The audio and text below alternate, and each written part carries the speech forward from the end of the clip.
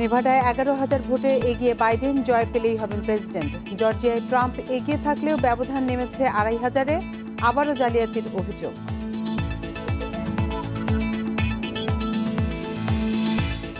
প্রতিদিনই বাড়ছে মাদকাসক্ত পুলিশের সংখ্যা। 3 মাসে ডিএমপির ডোপ টেস্টে শনাক্ত 57 সদস্য।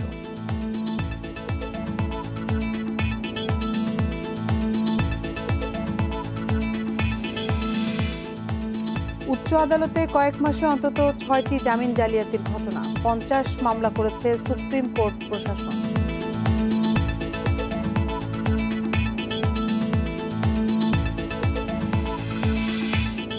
জলবায়ু 7 প্রকল্পে বরাদ্দের 54%ই লোপাট, ঘুষে অভিযুক্ত মন্ত্রীর একান্ত সচিব।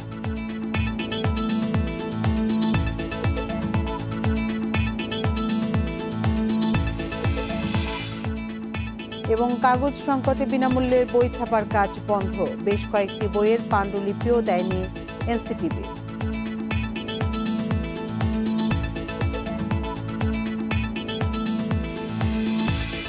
স্বাগত ইন্ডিপেন্ডেন্ট সংবাদে, আপনাদের সাথে আছে আমি আতিফ আঞ্জুমান এবং আমি শাফাত বিন ফরিদ। সংবাদের শুরুতেই জানাবো মার্কিন প্রেসিডেন্ট নির্বাচনের খবর।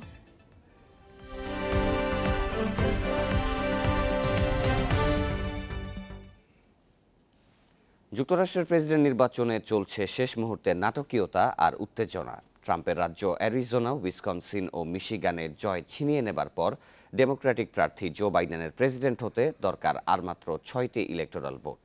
23 রাজ্যে জয় 264 ভোট নিশ্চিত করেছেন তিনি। নেভাডা বা জর্জিয়া রাজ্যে জয় পেলেই পৌঁছে যাবেন প্রেসিডেন্ট নির্বাচিত হবার 270 ইলেকটোরাল ভোটের লক্ষ্যে। তবে 23 রাজ্যে 214 ইলেকটোরাল ভোট নিয়ে এখনও লড়াইয়ে টিকে আছেন রিপাবলিকান প্রার্থী ডোনাল্ড ট্রাম্প। 6 ইলেকটোরাল ভোটের রাজ্য নেভাডায় এগিয়ে আছেন জো বাইডেন। এখানে গতকাল মাত্র 8,000 ভোটে এগিয়েছিলেন তিনি। আজ ব্যবধান সামান্য বেড়ে হয়েছে 11,000। এ রাজ্যে জয় পেলেই প্রেসিডেন্ট নির্বাচিত হবেন বাইডেন। এদিকে গণনা চলতে থাকা রাজ্য জর্জিয়ায় চলছে হাড্ডাহাড্ডি লড়াই। ভোটে 99% গণনা শেষে ট্রাম্প এগিয়ে আছেন মাত্র 2,500 ভোটে। আর 1% ভোট গণনায় বাইডেনের জিতে যাওয়ার সম্ভাবনা দেখছেন অনেকেই। 16 ইলেকটোরাল ভোটের এ রাজ্যে জয় পেলেও মার্কিন প্রেসিডেন্ট নির্বাচিত হবেন বাইডেন। এখনও গণনা বাকি আর 3 রাজ্য, আলাস্কা, পেনসিলভেনিয়া ও নর্থ ক্যারোলাইনায়, যেখানে এগিয়ে আছেন ডোনাল্ড ট্রাম্প। প্রেসিডেন্ট পদে বহাল থাকতে 5টি রাজ্যেই জয় দরকার ট্রাম্পের।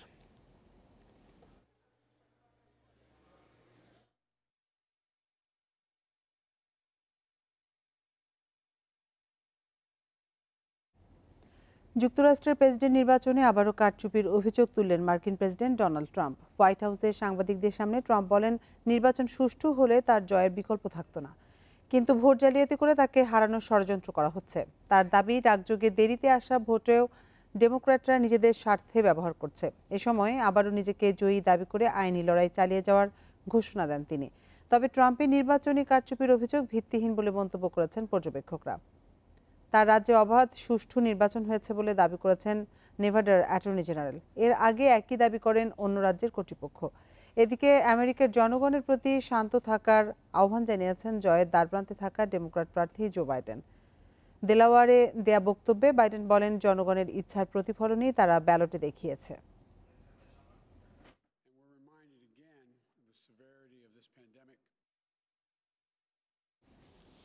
মার্কিন নির্বাচনের ফলাফলের বিষয়ে আরও বিস্তারিত জানাতে এবার নিউ ইয়র্ক থেকে সরাসরি যুক্ত হবেন সহকর্মী এস.এম. সোলাইমান।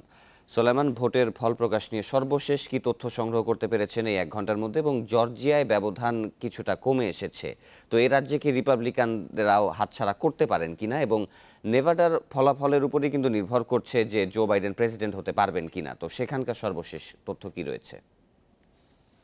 আসলে নেভাদা নিয়ে এখন আর চিন্তা না করলেও সবাই চলে, কারণ একটা সময় গতকালকে পর্যন্ত ছিল যে নেভাদা একমাত্র শেষ সম্বল যে জো বাইডেনের, কিন্তু আসলে এখন নেভাদা লাগে না। আমি কিছুক্ষণ গত 1 ঘন্টা আগে আপনাকে যা বলেছি, জর্জিয়ার ওখানকার একজন বাংলাদেশি মূলধারার নেতা, তিনি আমাকে যেমনটা জানিয়েছেন যে প্রতি মিনিটে ব্যবধান কমে আসছে। এখন সর্বশেষ ব্যবধান হচ্ছে প্রেসিডেন্ট ডোনাল্ড ট্রাম্পের পয়েন্ট হচ্ছে জর্জিয়াতে 49.4 আর বাইডেনের হচ্ছে 49.3। অর্থাৎ ট্রাম্প এই মুহূর্তে সেখানে এগিয়ে আছেন মাত্র 1,902 ভোটে।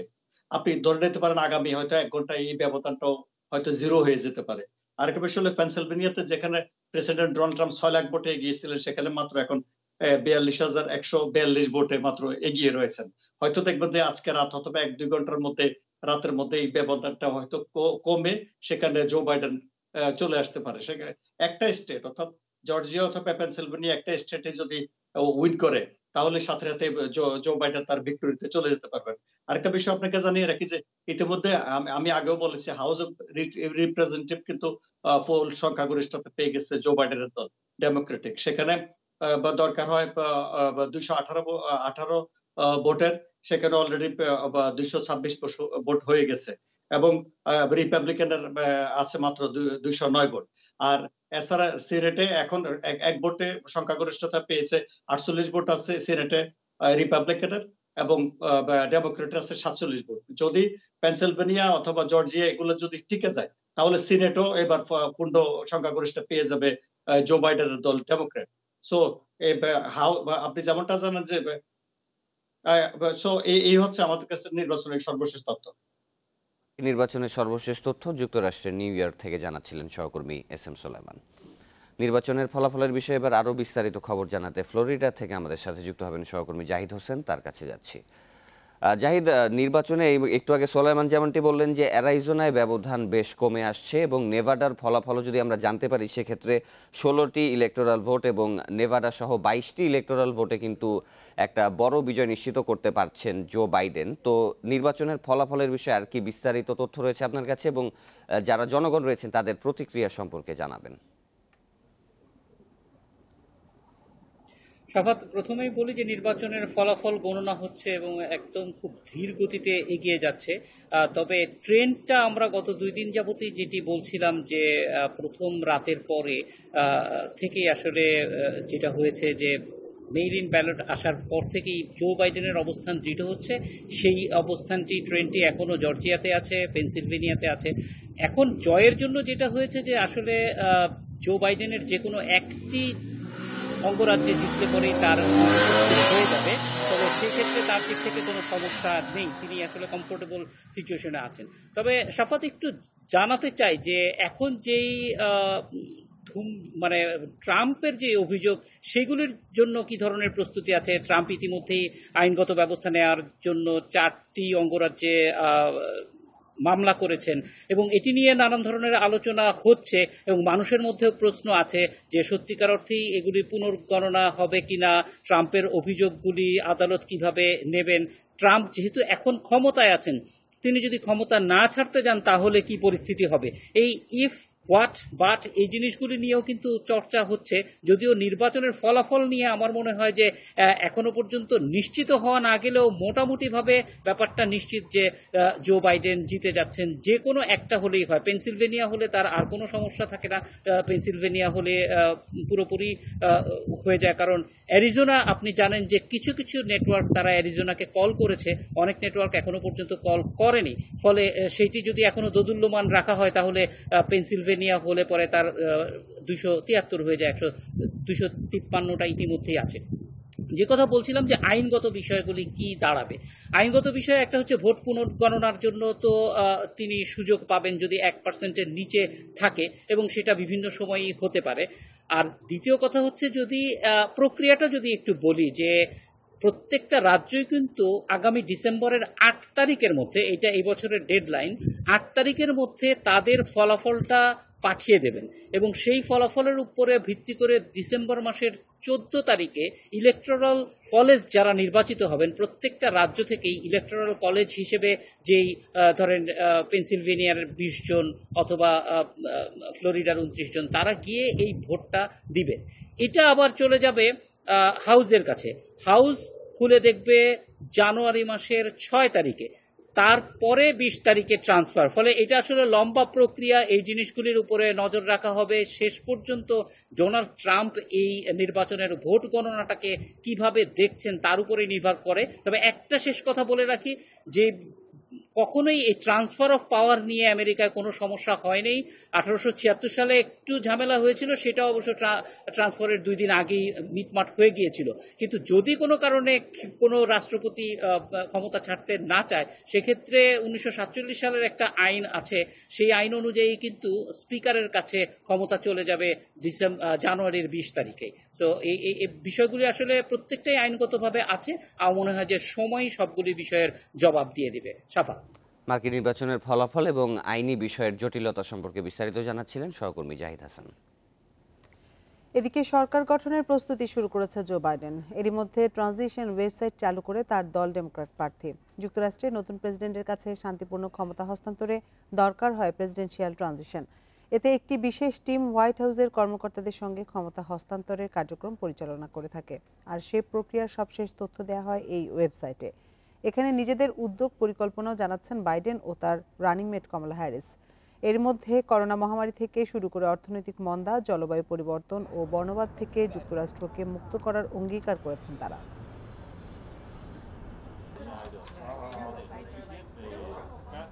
এদিকে ভোটের মাঠে পিছিয়ে পড়ে উদ্বেগে আছেন ডোনাল্ড ট্রাম্প। সর্বশেষ টুইটে ভোট গণনা বন্ধের আহ্বান জানিয়েছেন তিনি। এর আগে ফল ঘোষণার আগেই পেনসিলভেনিয়া, মিশিগান সহ কয়েকটি রাজ্যে 5 লাখের বেশি ব্যবধানে জয় পাওয়ার দাবি করেন তিনি। যদিও মিশিগানে জয় পেয়েছেন বাইডেন। ট্রাম্পের তালগোল পাকানো বক্তব্যে যোগ দিয়েছেন আমেরিকান কনজারভেটিভ ইউনিয়নের চেয়ারম্যান ম্যাট স্ক্যালপস, আইনজীবী রুডি জুলিয়ানির মতো ব্যক্তিরাও। এরই মধ্যে অনিয়মের অভিযোগে 4 রাজ্যে মামলা ঠুকেছে রিপাবলিকান শিবির। ভোটের দিন হোয়াইট হাউসে দেয়া বক্তব্যে নিজেকে জয়ী ঘোষণার কিছুক্ষণ পরই ভোট গণনার প্রতারণার অভিযোগ তুলেছেন তিনি।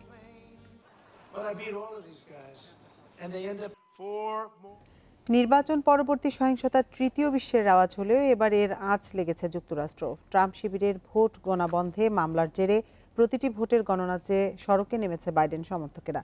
এতে নিউ ইয়র্ক সহ 8 রাজ্য আগুন ভাঙচুরের ঘটনায় গ্রেপ্তার করা হয়েছে অন্তত 100 জনকে। 12 রাজ্যে মোতায়েন করা হয়েছে ন্যাশনাল গার্ড। ভোট গণনার মধ্যেই ব্যাপক বিক্ষোভ সহিংসতার সাক্ষী হল যুক্তরাষ্ট্র। মিনিয়াপোলিস, নিউ ইয়র্ক সহ কয়েকটি রাজ্যে রিপাবলিকান প্রার্থী ডোনাল্ড ট্রাম্পের বিরুদ্ধে রাতভর চলে স্লোগান। গুরুত্বপূর্ণ ব্যাটেল গ্রাউন্ড পেনসিলভেনিয়ায় বিক্ষোভ করেছে ট্রাম্প বিরোধীরা। প্রতিটি ভোট গণনার দাবি তাদের। আমরা রাস্তায় নেমেছি কারণ আমরা সবার সমতা চাই। সবার সম অধিকার নিশ্চিত করতে হবে। সবাই একই রকম সুযোগ পাবে, আর সেটা তখনই সম্ভব যখন একজন নয়। আমাদের দাবি একটাই, সব ভোট গুনতে হবে। অনেক জায়গায় আগুনও দিয়েছে বিক্ষোভকারীরা। সংঘর্ষ হয়েছে ন্যাশনাল গার্ড সদস্যদের সঙ্গে। অন্যদিকে অ্যারিজোনার ফোনিক্সে সড়কে ভোট গণনা বন্ধের দাবিতে বিক্ষোভ করেছেন ট্রাম্প সমর্থকেরা। একই দাবিতে বিক্ষোভ হয়েছে মিশিগানের ডেট্রয়েটে। নির্বাচনের ফল ঘোষণার আগে ডোনাল্ড ট্রাম্প নিয়ম ভেঙে নিজেকে জয়ী দাবি করায় শান্তিপূর্ণ বিক্ষোভ রূপ নেয় সহিংসতায়। ভোট জালিয়াতির অভিযোগ তুলে জর্জিয়া, উইসকনসিন, মিশিগান ও পেনসিলভেনিয়ায় মামলা করেছে তার দল। সায়রা খান, ইন্ডিপেন্ডেন্ট নিউজ। আপনারা দেখছেন 1 ঘন্টা বিরতিহীন ইন্ডিপেন্ডেন্ট সংবাদ। সংবাদে আরও যা দেখবেন: খাদ্যপণ্যের লাগামহীন দামে মূল্যস্ফীতি বাড়ছে, সরবরাহ আমদানি বাড়াতে জোর।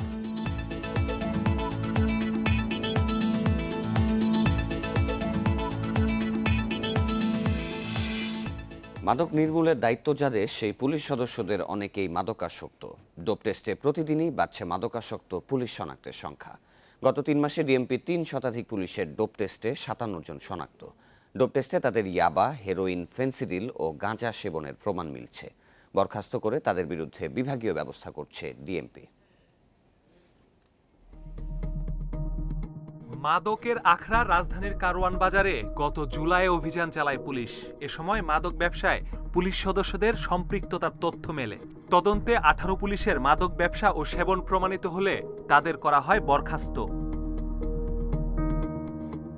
পুলিশে মাদকসেবী ও ব্যবসায়ী থাকার দীর্ঘদিনের এ অপবাদ ঘোচাতে বাহিনীর সদস্যদের ডোপ টেস্ট করাতে আগস্টে ঢাকা মহানগর পুলিশের সব ইউনিটকে চিঠি দেন ডিএমপি কমিশনার। গত 3 মাসে 3 শতাধিক সদস্যের ডোপ টেস্ট করা হয় রাজারবাগ কেন্দ্রীয় পুলিশ হাসপাতালে। পুলিশ হাসপাতাল জানাচ্ছে, মাদক শনাক্তে 12টি টেস্ট করা হয়। এতে অনেকের শরীরে ইয়াবা, হেরোইন, ফেন্সিডিল ও গাঁজার উপস্থিতি পাওয়া যাচ্ছে। এ পর্যন্ত 57 মাদকাসক্ত পুলিশ চিহ্নিত হয়েছে। তাদের 8 জন এসআই, সার্জেন্ট 2 জন, এএসআই 6 জন, নায়েক 2 জন ও কনস্টেবল 39 জন। একাধিক মাদক পজিটিভ পাওয়া যায়, যেমন একই ব্যক্তির শরীরে অ্যালকোহলও পাওয়া যাচ্ছে, আবার মেট্যামফেটামিন অর্থাৎ ইয়াবাও পাওয়া যাচ্ছে। যে ইউনিট থেকে আমাদেরকে বলা হয়েছিল যে ডোপ টেস্ট করা হোক, সেই ইউনিটে আমরা রিপোর্টটা পাঠিয়ে দিই। পুলিশ জানাচ্ছে মাদকাসক্ত পুলিশ সদস্যদের বিরুদ্ধে বিভাগীয় মামলা করা হচ্ছে। তদন্ত শেষে অনেকেই চাকুরি হারাবেন। তো তাদের সবার বিরুদ্ধে বিভাগীয় মামলা রুজু হয়ে সেই বিভাগীয় মামলা চলমান অবস্থায় আছে। অভিযোগের সত্যতা সম্পূর্ণভাবে প্রমাণিত হয় তাহলে কমিশনার মহোদয়ের নির্দেশনা অনুযায়ী তাদের বিরুদ্ধে শাস্তিমূলক ব্যবস্থা গ্রহণ করা হবে। অপরাধ বিশ্লেষকদের মতে উচ্চ পর্যায়ের পুলিশ কর্মকর্তাদেরও ডোপ টেস্ট করা উচিত, কেননা পুলিশের কোনো পর্যায়েই মাদক সেবন গ্রহণযোগ্য নয়। ব্রিটিশের করা যে সমস্ত আইন, সেগুলো দিয়ে আসলে এই পুলিশ সদস্যের বিভিন্ন অপরাধ এবং মাদকাসক্ত হওয়া সেটা ঠেকানো যাচ্ছে না। এমন শাস্তি দিতে হবে যাতে করে পুলিশ সদস্যরা ভবিষ্যতে আর মাদকাসক্ত হতে না পারে। ডিএমপির মতো পুলিশের সকল ইউনিটেই ডোপ টেস্ট করিয়ে ব্যবস্থা নেয়ার পরামর্শ বিশ্লেষকদের। Masudur Rahman, Independent News, Dhaka. তথ্যগোপন, নথি জাল, এজাহার বদলানো এবং অভিযোগের গুরুত্ব কমানো সহ নানা উপায়ে গত কয়েক মাসে কমপক্ষে 6টি জামিন জালিয়াতির ঘটনা উচ্চ আদালতে। দুর্নীতি, ধর্ষণ, অস্ত্র ও মাদক মামলায় এসব জালিয়াতির ঘটনায় অন্তত 50 মামলা করেছে সুপ্রিম কোর্ট প্রশাসন। আবেদন করলে বিচারিক আদালত তাকে জামিন দেয়। শুধু তথ্য গোপনই নয়, এজাহার বদলে বিচারিক আদালতের রায় পাল্টে অভিযোগের গুরুত্ব কমিয়ে বিভিন্নভাবে জালিয়াতি করে সম্প্রতি হত্যা, ধর্ষণ, মাদক ও অস্ত্র মামলায় জামিন জালিয়াতির বেশ কয়েকটি ঘটনা ঘটেছে উচ্চ আদালতে। দুর্নীতি দমন কমিশনের পক্ষে একটি দরখাস্ত দাখিল করা হয়েছে জামিন বাতিল চেয়ে, যে তথ্য গোপন করে জামিন হাসিল করেছে। পিউনিটিভ অ্যাকশন যদি নিয়ে এক্সাম্পলি যদি কয়েকজনকে পানিশমেন্ট দেওয়া হয়, আমার মনে হয় এটা রোধ করা যাবে। আর সবচেয়ে বেশি দরকার হলো বিচারিক আদালতের যেখানে কপি সেকশন, যেখানে সার্টিফাইড কপি পাওয়া হয় বা যে আদালতে জামিন মুভ করা হয়, সেখানে ওনাদের বলা উচিত যে হাইকোর্টে এটা পেন্ডিং নেই। আদালতের নির্দেশে অভিযুক্তদের বিরুদ্ধে এসব ঘটনায় অন্তত 50 থেকে 60টি মামলা করেছে সুপ্রিম কোর্ট প্রশাসন, যার তদন্ত চলছে।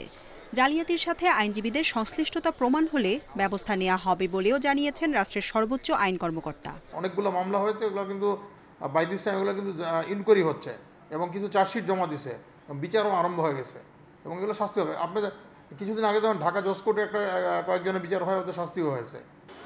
এর আগে গত 20 সেপ্টেম্বর ধর্ষণ মামলায় রায়ের নথি পাল্টে আসামির জামিন নেয়ার পর এক আইনজীবীর বিরুদ্ধে ওঠে জালিয়াতির অভিযোগ। তবে অনেক সময় আইনজীবীরাও প্রতারিত হয় বলে মনে করছেন অ্যাটর্নি জেনারেল। জান্নাতুল ফেরদাউস তানভি, ইন্ডিপেন্ডেন্ট নিউজ, ঢাকা। কাগজ সংকটের কারণে অনেক মুদ্রণ প্রতিষ্ঠানের বিনামূল্যের বই ছাপার কাজ বন্ধ। সেই সঙ্গে বেশ কয়েকটি বইয়ের পাণ্ডুলিপিও দেয়নি এনসিটিবি। এ অবস্থায় নির্দিষ্ট সময় বই ছাপানোর কাজ শেষ করা নিয়ে সংশয় জানিয়েছে মুদ্রণ মালিক সমিতি। কাগজ মিল কর্তৃপক্ষ বলছে, দরপত্রে বাজার মূল্যের থেকে কম দাম নির্ধারণ করায় কাগজ দিতে পারছেন না তারা। চলতি বছর বিনামূল্যে বিতরণের জন্য 35 কোটি বই ছাপানোর সিদ্ধান্ত নিয়েছে জাতীয় শিক্ষাক্রম ও পাঠ্যপুস্তক বোর্ড। অন্যান্য বছর নভেম্বরের প্রথম সপ্তাহের মধ্যে বই ছাপানোর কাজ শেষ করে বেশিরভাগ বই দেশের বিভিন্ন প্রান্তে পৌঁছে যায়। অথচ এবছর কাজ পাওয়া অনেক মুদ্রণ প্রতিষ্ঠানে ছাপার কাজ বন্ধ। অনেকে কাজ চালালেও চলছে ধীর গতিতে। কাগজ না পাওয়ায় এই অবস্থা চলছে বলে জানিয়েছেন মুদ্রণ সংশ্লিষ্টরা। যে হিসাবে আমাদের কাজ চলার কথা, ওই হিসাবে কাজ চালাতে পারছি না কাগজ সংকটের কারণে। তো যেভাবে কাগজ পাওয়ার কথা ছিল সেভাবে কাগজ পাচ্ছি না। মুদ্রণ মালিক সমিতি বলছে, কাগজের মিলের সঙ্গে আগে চুক্তি করা হলেও এখন তারা কাগজ দিচ্ছে না, দাবি করছে বাড়তি দাম। সেই সঙ্গে অনেক বইয়ের পাণ্ডুলিপি এখনো দেয়নি এনসিটিবি। অনেকে লস স্বীকার করে বেশি দামে কাগজ কেনার চেষ্টা করতেছে বইটা দেওয়ার জন্য, কিন্তু বিল এখন যথাসময় দিচ্ছে না। এনসিটিবি তার অনেকগুলো পাণ্ডুলিপি দিতে পারে নাই। কাভার ছাপার ব্যাক টু ব্যাক কাভার ছাপা হবে, নতুন কিছু ছবি আসবে, এ ব্যাপারে এনসিটিবি কোনো সিদ্ধান্ত নেই। এদিকে কাগজ মিল সংশ্লিষ্টরা বলছেন যে দাম নির্ধারণ হয়েছে সেই দামে কাগজ দেয়া সম্ভব না। ব্যাপারটা দেখা যাচ্ছে যে আমরা মানে যে রেটে ওনারা টেন্ডারগুলো পেয়েছে ওই রেটে মিল মালিকগুলো কাগজ দিতে পারছে না, কারণ তাদের কস্টিংও পোষায় না। এনসিটিবি বলছে কাগজ সংকটের বিষয়ে তাদের কিছু করার নেই, নির্দিষ্ট সময়ের মধ্যে মানসম্মত কাগজের বই বুঝিয়ে দিতে হবে। দুটো আমাদের ইন্সপেকশন এজেন্ট আছে যারা সকল পর্যায়ে কাগজের মান, মুদ্রণ এবং সরবরাহ থেকে সেটা তারা যাচাই করে থাকে।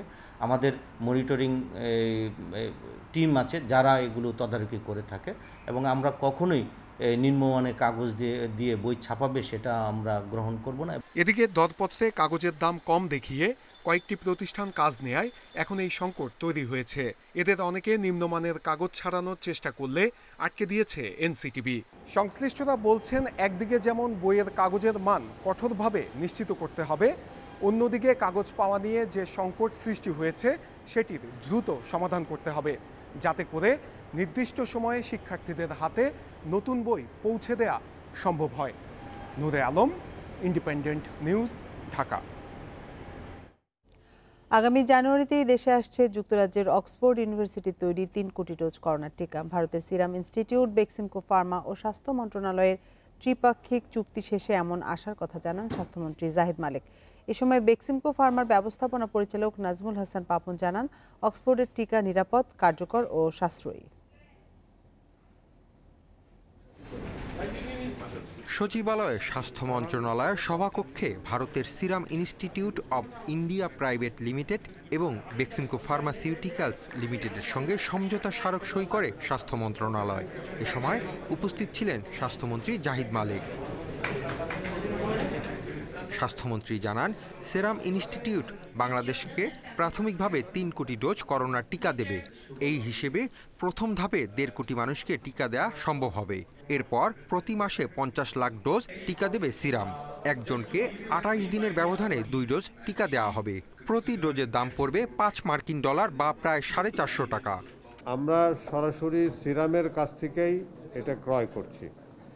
বেক্সিমকো তাদের এজেন্ট হিসেবে কাজ করছে এবং তারা সকল সাপোর্ট দিয়ে যাবে, মানে অর্থাৎ ওখান থেকে আনার দায়িত্বটা বেক্সিমকোর উপরে পড়বে। টিকা পাওয়ার ক্ষেত্রে করোনা মোকাবিলার সম্মুখ যোদ্ধা স্বাস্থ্যকর্মীরা অগ্রাধিকার পাবে। এরপরই থাকছেন পুলিশ সহ আইন শৃঙ্খলা রক্ষাকারী অন্যান্য বাহিনী, গণমাধ্যম কর্মী ও বয়স্করা। এছাড়া বেসরকারিভাবে যারা করোনার টিকা দিতে চান তাদেরকেও সরবরাহ করবে বেক্সিমকো, তবে সেক্ষেত্রে দাম ভিন্ন হবে। বাংলাদেশে তো ভ্যাকসিন আমরা দিয়েই আসছি, সেই ভ্যাকসিনটা সরকারিভাবে যেটা দিবে সেটা মূলত প্রায় বিনামূল্যেই হবে। যদি কোনো সার্ভিস চার্জ কিছু যদি সরকার ধরে সেটা পরে সিদ্ধান্ত হবে। আর প্রাইভেটেও তো এটা আনবে, প্রাইভেট তো তারা তাদের চার্জ একটা নিবে, তাদের সেই চার্জ অনুযায়ী তারা প্রাইভেটলি দিবে। এ সময় বেক্সিমকো ফার্মার ব্যবস্থাপনা পরিচালক নাজমুল হাসান পাপন জানান, আবহাওয়া সহ অন্যান্য অনুষঙ্গ বিবেচনায় অক্সফোর্ডের টিকা বাংলাদেশিদের জন্য তুলনামূলকভাবে ভালো, এর দামও পড়বে কম।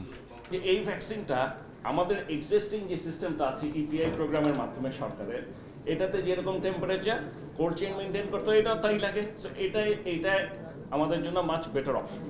আমাদের ধারণা this is going to B the first or one of the first vaccine যেটা নাকি ওদের অ্যাপ্রুভাল পাবে, এবং ইট ইজ অলরেডি এখন যে কয়েকটা স্টাডি হয়েছে it is considered to be safe and effective, and finally এখন পর্যন্ত definitely it is the cheapest.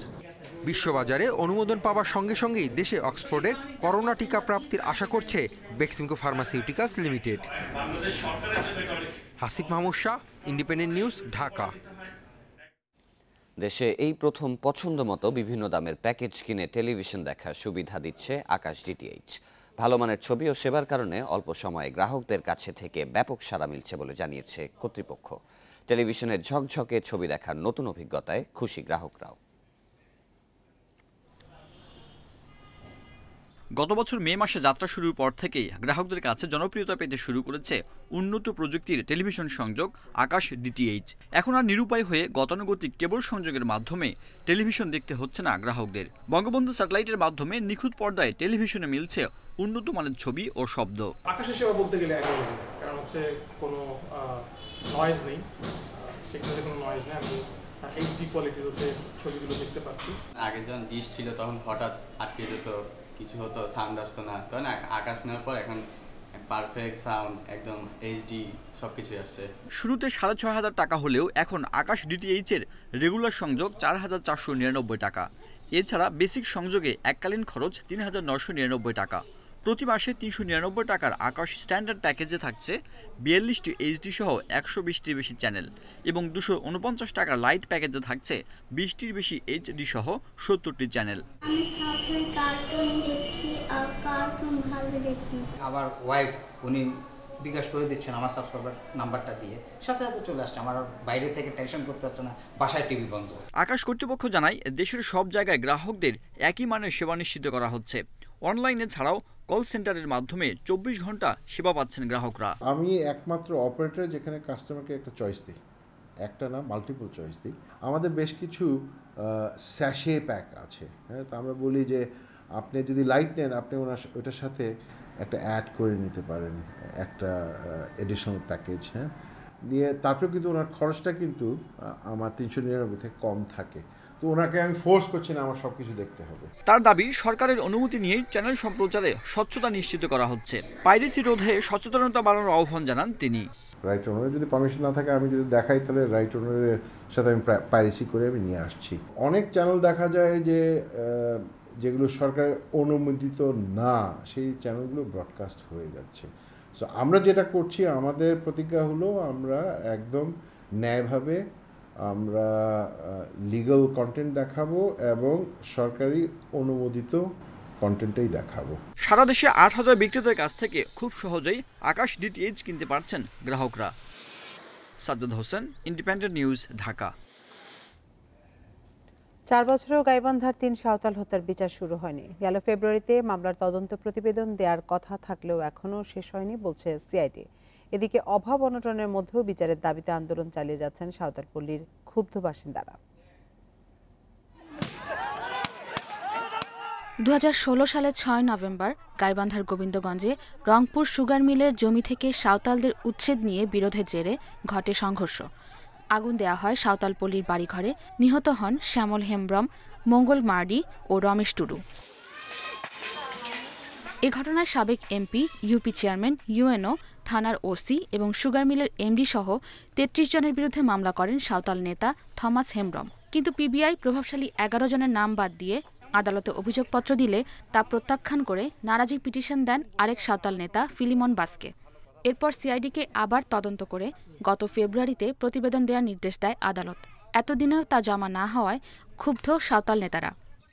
তারা একটা বানোয়াট চার্জশিট দেয়, আমার যে মামলার আসামি যারা মেন আসামি এদেরকে বাদ দিয়ে ওনারা চার্জশিট দিলেন।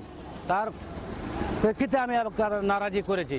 আজ 10টি মাস পেরিয়ে গেলেও আমরা তদন্ত তারা সুষ্ঠুভাবে করছে কিনা 10 মাসেও তার কোনো প্রতিফলন আমরা দেখতে পাইনি। মামলাটি স্পর্শকাতর হওয়ায় তদন্তের সময় লাগছে বলে জানিয়েছে সিআইডি।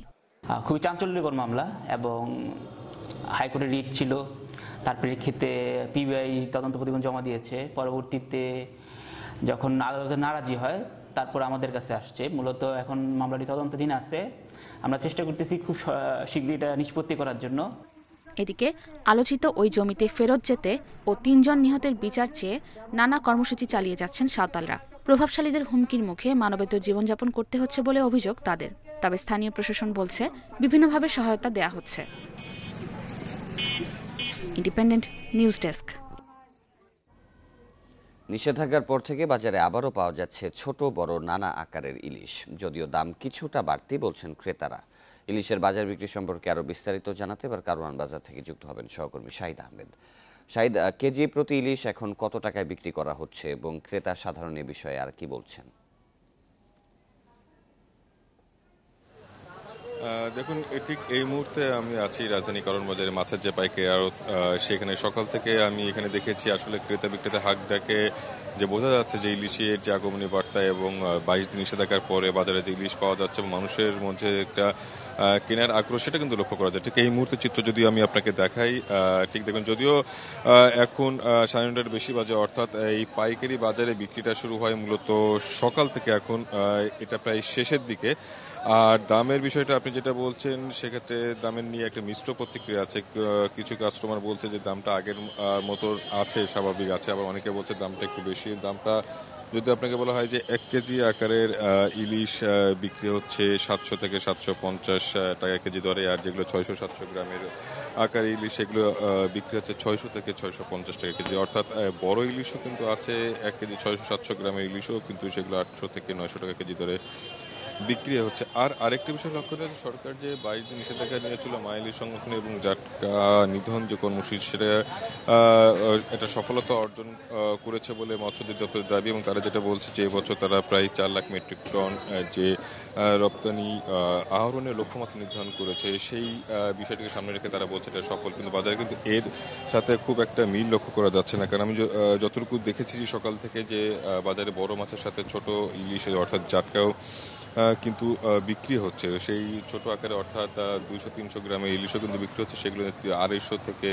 300 টাকা কেজি দরে বিক্রি হচ্ছে। আর অন্য একটা বিষয় আপনাকে জানিয়ে রাখি, মাছের পাশাপাশি সবজির বাজারও বেশ অনেকদিন ধরে চড়া। অর্থাৎ যে কোনো সবজি গড়ে 60 থেকে 70 টাকার নিচে কোনো সবজি মিলছে না। সেটা শীতকালীন সবজি বা গ্রীষ্মকালীন সব মৌসুমী সবজি কিন্তু ক্রেতারা চাহিদা মাফিক কিনতে পারছে, তারপরে কিন্তু দামটা একটু বেশি গুনতে হচ্ছে। আরেকটি বিষয় জানিয়ে রাখি, গত দিন কিন্তু মৎস্য প্রাণী সম্পদ মন্ত্রী বলেছিল যে বাংলাদেশের মতো ভারতও এই প্রজনন মৌসুমে ইলিশ সংরক্ষণের জন্য ধরাটা বন্ধ রাখবে। সে ধরাটা কতদিন, তবে এই বিষয়ে যারা ব্যবসায়ী আড়তদার তারা যেটা বলছে যে ইলিশ সংরক্ষণ যদি প্রজনন মৌসুমে নিয়ন্ত্রণ করা যায় সেক্ষেত্রে এর সফলতা আরও আসবে এবং দামের ক্ষেত্রে মানুষের একটা সুফল তারা ভোগ করতে পারবে।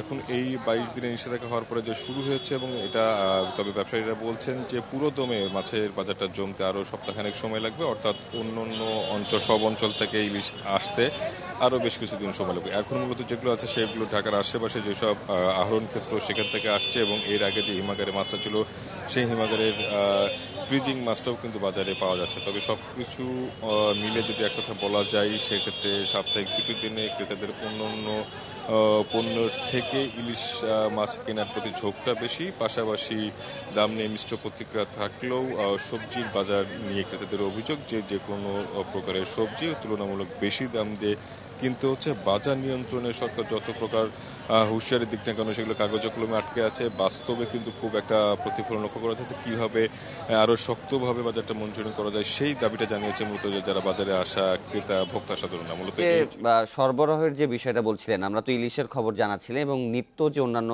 প্রয়োজনীয় পণ্য রয়েছে কারওয়ান বাজারে, সেগুলোর কি সঠিক সরবরাহ অনুযায়ী দামের এখনও তারতম্যের কোনো পরিবর্তন ঘটেনি?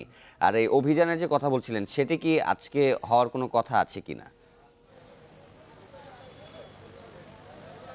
দেখুন, এর আগে বাণিজ্য মন্ত্রণালয় থেকে এবং কৃষি বিপণন থেকে তারা সববারই বলছে কিন্তু যে তাদের অভিযানটা কিন্তু জোরদার করা হবে। কিন্তু বাস্তব এখন পর্যন্ত অন্যান্য বছর আমরা যেটা দেখি ছুটির দিনে কিন্তু অভিযান কিন্তু লক্ষ্য করা যায়, এখন পর্যন্ত সেই ধরনের কোনো অভিযান কিন্তু চোখে পড়ে নাই। তবে গতকালকে পরিসংখ্যান ব্যুরো তথ্য বলছে যে মূল্যস্ফীতি বেড়েছে, নিত্যপণ্যের দাম বৃদ্ধির ক্ষেত্রে এটার কিন্তু সুফল ভোগ না করতে পারলেও কুফলটা কিন্তু ভোক্তা সাধারণ ভোগ করছে। মূলত এক কথা যদি আপনাকে বলে, সরবরাহ পর্যাপ্ত থাকলেও দাম নিয়ে ক্রেতাদের মধ্যে বেশ হতাশা বিরাজ করছে। মূলত এই ছিল বাজার থেকে সর্বশেষ। কারওয়ান বাজার থেকে বাজার পরিস্থিতি এবং ইলিশ মাছের দরদামের বিষয়ে জানাচ্ছিলেন সহকর্মী শাহিদ আহমেদ। এদিকে খাদ্যপণ্যের লাগামহীন দামে বেড়েই চলেছে মূল্যস্ফীতির হার। পরিসংখ্যান ব্যুরোর হিসেবে অক্টোবরে মূল্যস্ফীতির হার দাঁড়িয়েছে 6.5%, যা 6 বছরের মধ্যে সর্বোচ্চ। মূলত খাদ্যব্যয় বাড়তে থাকায় মূল্যস্ফীতি বেড়েছে বলে মনে করছেন বিশ্লেষকরা। বাণিজ্যমন্ত্রী জানালেন, দাম সহনীয় রাখতে নিত্যপণ্যের সরবরাহ এবং আমদানি বাড়ানো হচ্ছে, জোরদার করা হচ্ছে বাজার তদারকি। করোনা মহামারীর নেতিবাচক প্রভাব পড়েছে নিম্ন ও মধ্যবিত্ত পরিবারের আয়ে। অনেকে হয়েছেন কর্মহীন, আবার অনেক পরিবার সঞ্চয়ের উপর জীবন ধারণ করছেন। এর উপর যোগ হয়েছে নিত্যপণ্যের আকাশ ছোঁয়া দাম। সেপ্টেম্বরে ভারত রপ্তানি বন্ধ ঘোষণা করলে বেড়ে যায় পেঁয়াজের দাম। দেশে কয়েক দফা বন্যায় বাড়তি সবজির দরও। এরপর অক্টোবরে দাম বাড়ার তালিকায় যোগ হয় আলু। সঙ্গে চাল, ডাল, তেল, ডিম, আদা, রসুনও ভোগাচ্ছে ভোক্তাদের। বাংলাদেশ পরিসংখ্যান ব্যুরো বিবিএস এর প্রতিবেদন বলছে, গত মাসে সার্বিক মূল্যস্ফীতির হার দাঁড়িয়েছে ৬.৪৪%। এর আগে সবশেষ ২০১৪ সালের অক্টোবরে মূল্যস্ফীতির হার ছিল ৬.৬%। এই বছর সেপ্টেম্বরে এ হার ছিল ৬ ভাগের কম। লম্বা বন্যার কারণে এবং অন্যান্য কারণে আমনেও ঘাটতি হবে এবং যদি আমদানি করা না হয় তাহলে আমনের দাম নতুন ফসল আসার পরেও কমবে না।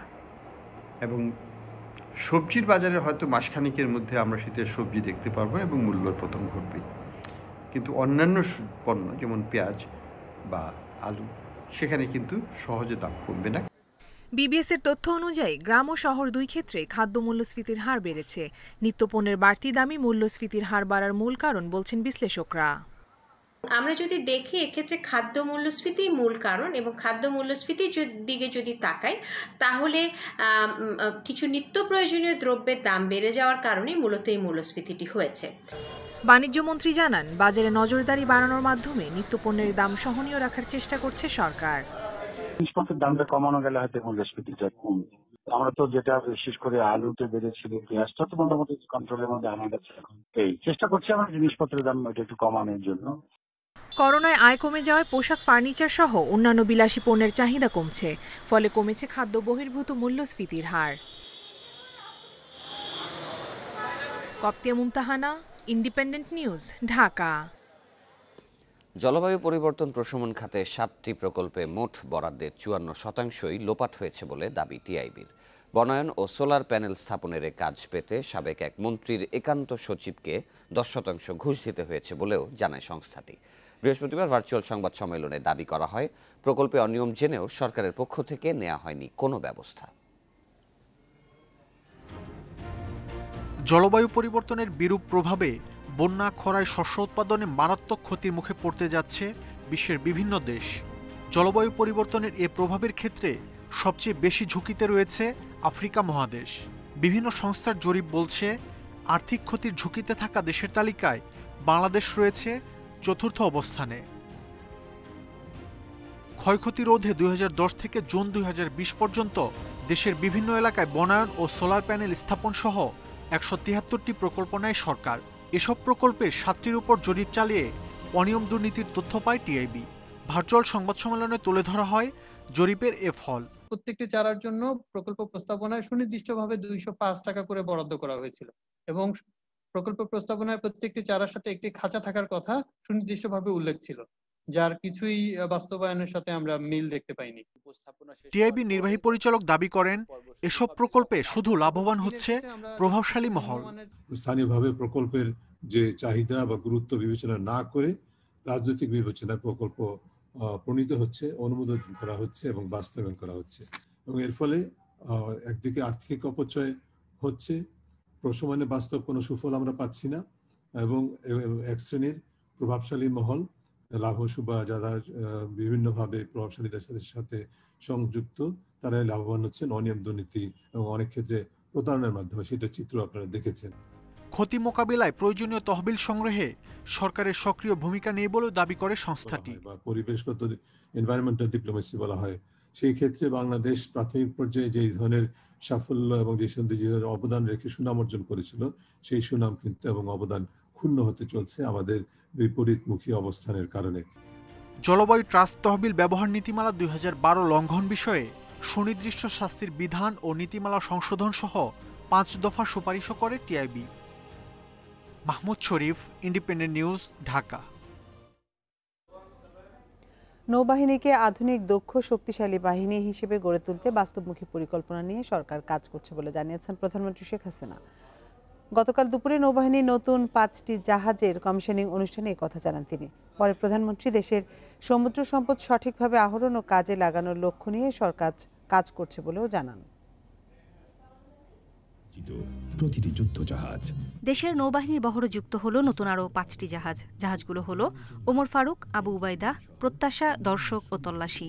এর মধ্যে গণচীন থেকে আনা হয়েছে বানৌজা ওমর ফারুক, আবু উবাইদা ও প্রত্যাশা যুদ্ধ জাহাজ। এছাড়া খুলনা শিপইয়ার্ডে বানানো হয় দর্শক ও তল্লাশি জরিপ জাহাজ। বৃহস্পতিবার সকালে এই 5টি জাহাজ কমিশনিং শেষে প্রধানমন্ত্রী শেখ হাসিনা বলেন, এর মধ্য দিয়ে নৌবাহিনী তাদের ধারাবাহিক অগ্রযাত্রায় আরও এক ধাপ এগিয়ে গেল। আমাদের সশস্ত্র বাহিনী গড়ে তোলেন এবং তখন নৌবাহিনীরও যাত্রা শুরু হয়। অনুষ্ঠানে প্রধানমন্ত্রী বলেন, বঙ্গবন্ধুর পরিকল্পনায় মুক্তিযুদ্ধের সময় থেকে নৌবাহিনীর যাত্রা শুরু হয়। সে সময় থেকে সাহসিকতার সাথে শুধু দেশেই নয়, বহির্বিশ্বেও কাজ করে যাচ্ছে এ বাহিনী। নিজস্ব ইয়ার্ডে জাহাজ তৈরির সক্ষমতা, এটা আমাদের আত্মবিশ্বাসকে বলীয়ান করে। আমরা হয়তো ভবিষ্যতে অন্য দেশের জন্য জাহাজ তৈরি করতে পারবো এবং দিতে পারবো। ধীরে ধীরে আমাদের সেই সক্ষমতা আমরা অর্জন করব। আমাদের নৌবাহিনীর সদস্যরা প্রতিনিয়ত লোকচক্র অন্তরালে থেকে অনেক প্রাকৃতিক প্রতিকূলতা মোকাবেলা করে সমুদ্রে রাখা সার্বিক নিরাপত্তার নিশ্চয়তা বিধান করে যাচ্ছেন। এটা সত্যি প্রশংসা দাবি রাখে এবং আমরা সবসময় এটা প্রশংসা করি। প্রধানমন্ত্রী বলেন, ৭৫-এর পর দেশের বিশাল সমুদ্র সীমার অধিকার অর্জন নিয়ে ভাবা হয়নি, কিন্তু আওয়ামী লীগ সরকার ক্ষমতায় আসার পর এ নিয়ে কাজ করছে। গড়ে তোলা হয়েছে ব্লু ইকোনমি। কারণ আমাদের যে অর্থনীতিতে অবদান রাখতে পারে, এই সমুদ্রের যে অপার সম্ভাবনা রয়েছে, যে সমস্ত সমুদ্র সম্পদ আমাদের রয়েছে, সেই সম্পদ আহরণ করা এবং সেগুলিকে কাজে লাগানো, এটাই আমাদের লক্ষ্য। কারোর সাথে যুদ্ধ নয়, তবে যদি বাংলাদেশ কখনো আক্রান্ত হয় তা প্রতিরোধে নৌবাহিনীকে দক্ষ হিসেবে গড়ে তুলতে কাজ চলছে বলেও জানান প্রধানমন্ত্রী। সীমানা করে দিয়ে গিয়েছেন ১৯৭৪ সালে। নূরে জান্নাত, ইন্ডিপেন্ডেন্ট নিউজ। নারায়ণগঞ্জে মৃত পোশাক কর্মীর জীবিত ফেরার ঘটনায় তাকে অপহরণ ও হত্যায় অভিযুক্ত ৬ আসামিকে মামলা থেকে অব্যাহতি দেওয়া হয়েছে। নারায়ণগঞ্জের চিফ জুডিশিয়াল ম্যাজিস্ট্রেট ফারহানা ফেরদৌসের আদালত বৃহস্পতিবার এই আদেশ দেয়। মামলার তদন্ত প্রতিবেদন অনুমোদনকারী সিআইডির কর্মকর্তা হারুনুর রশিদকে মামলার তদন্ত থেকেও অব্যাহতি দিয়েছে আদালত। ২০১৪ সালে নিখোঁজ হন মামুন। তাকে অপহরণের পর হত্যা করা হয়েছে এই অভিযোগে ২০১৬ সালে তার প্রেমিকা সহ ৬ জনের বিরুদ্ধে মামলা করেন মামুনের বাবা। বিভিন্ন মেয়াদে জেল খাটেন আসামিরা। গত ৩০ সেপ্টেম্বর শুনানির সময় মামুন আদালতে হাজির হয়ে জানান, রাগ করে বাড়ি ছেড়ে যান তিনি। এ ঘটনায় সমালোচনার মুখে পড়ে তদন্ত কাজ।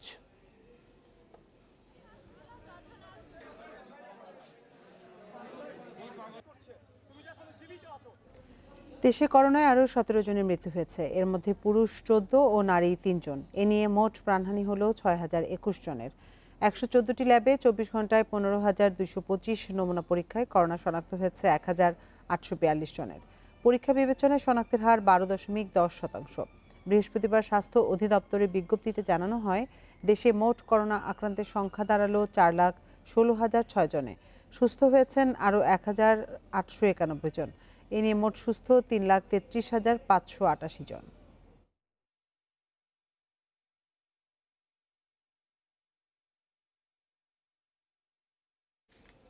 এদিকে প্রতিদিনই বিশ্বে রেকর্ড করছে করোনায় সংক্রমণ ও মৃতের সংখ্যা। বৃহস্পতিবার একদিনে ৬ লাখের বেশি মানুষের শরীরে মিলেছে করোনা ভাইরাস।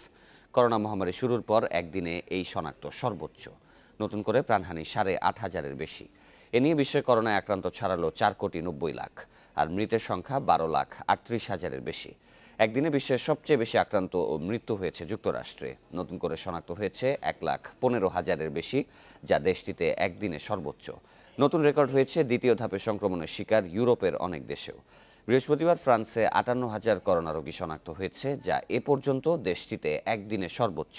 স্পেনে নতুন করে আক্রান্ত প্রায় ২২,০০০। ইটালিতেও একদিনে ৩৪,৫০০ শনাক্তের রেকর্ড হয়েছে, প্রাণ গেছে ৪ শতাধিকের। আক্রান্ত মৃত্যুর দিক থেকে দ্বিতীয় অবস্থানে থাকা ভারতের নতুন আক্রান্ত ৪৭,৫০০। ৬ শতাধিক মৃত্যু নিয়ে মোট প্রাণহানি ১,২৫,০০০-এর বেশি।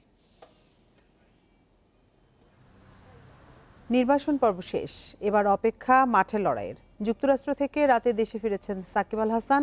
দ্বিতীয় পর্বে আরও পরিণত হয়ে ফেরার লক্ষ্য টাইগার অলরাউন্ডারের। ওয়েস্ট ইন্ডিজ সিরিজের প্রস্তুতি সেরে নিতে চান বঙ্গবন্ধু টি-20 কাপে। এর আগেও তিনি ফিরেছেন একাধিকবার, তবে এবারের ফেরা অন্যরকম। নিষেধাজ্ঞা পর্ব শেষ হয়েছে, মাঠে নামার সার্টিফিকেটটা হাতের মুঠোয়। দ্বিতীয় অধ্যায়ের শুরুতেও আগের মতোই নির্ভার সাকিব আল হাসান। এ পর্বেও মহাতারকার মূল অস্ত্র তার আত্মবিশ্বাস। অন্যান্যবার আসলে হয়তো কোনো জায়গা থেকে খেলে আসি কিংবা কোনো জায়গা থেকে ঘোরা শেষে দেশে ফিরি। এবারও হয়তো কোনো একটা কাজ শেষে আসলাম দেশে, কিন্তু এবার যেটা হলো যে মাথার উপরে যে একটা চাপ ছিল, ওই চাপটা ছেড়ে আসতে পারলাম। নির্বাসন দণ্ড হতাশ করেছিল, তবে সেখান থেকেও খুঁজে নিয়েছিলেন ইতিবাচক দিক। 1 বছর পর আবার শুরু হবে দ্বিতীয় পর্ব, এই আশায় জুগিয়েছে জ্বালানি। চাঙ্গা রেখেছিল সাকিবকে সবশেষ একটি বছর। বিরতির পর সবার আগে আসছে যেই প্রসঙ্গ, সেই ফিটনেস ইস্যুতে ইতিবাচক সাকিব। বিকেএসপিতে সবশেষ অনুশীলন পর্ব সম্পূর্ণ করেননি। সেই ঘাটতি যত দ্রুত সম্ভব কাটিয়ে উঠতে চান। দীর্ঘমেয়াদে চোখ রাখছেন ওয়েস্ট ইন্ডিজ সিরিজে। লাল সবুজ জার্সিতে ফেরার আগে প্রস্তুতির কাজ সেরে নিতে চান বঙ্গবন্ধু টি-20 কাপে। যে অবস্থাতে ছিলাম ওই অবস্থাতে নাই।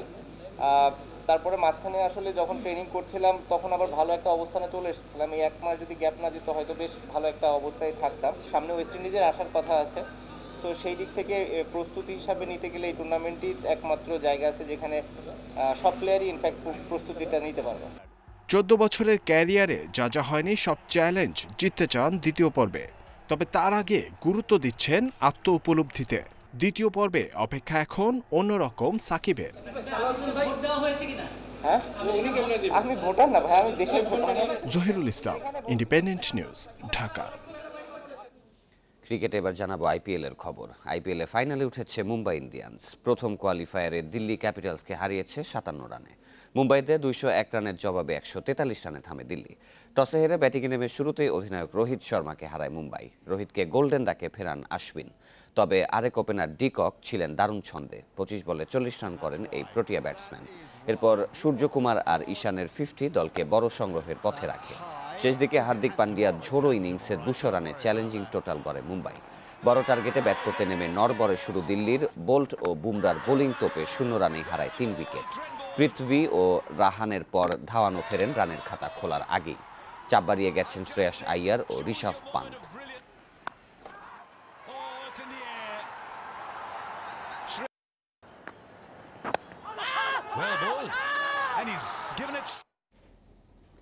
বাংলাদেশের বিপক্ষে 2টি প্রীতি ম্যাচ খেলতে ঢাকায় এসেছে নেপাল ফুটবল দল। বৃহস্পতিবার দুপুর 2টায় চার্টার বিমানে করে পৌঁছায় দলটি। 35 সদস্যের বহরে খেলোয়াড় 25 জন আর বাকি 10 জন কোচিং ও সাপোর্টিং স্টাফ।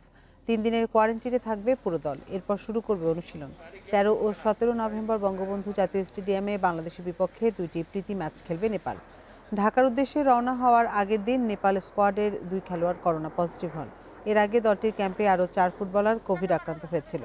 সে কারণে প্রাথমিকভাবে 40 জন আসার কথা থাকলেও শেষ পর্যন্ত 35 জনের বহর এসেছে। ম্যাচের 72 ঘন্টা আগে 2 দলের ফুটবলারদের পুনরায় করোনা পরীক্ষা করানো হবে। মহামারী কাটিয়ে ফুটবল শুরু হওয়ায় উচ্ছ্বাস প্রকাশ করেছেন নেপালের হেড কোচ।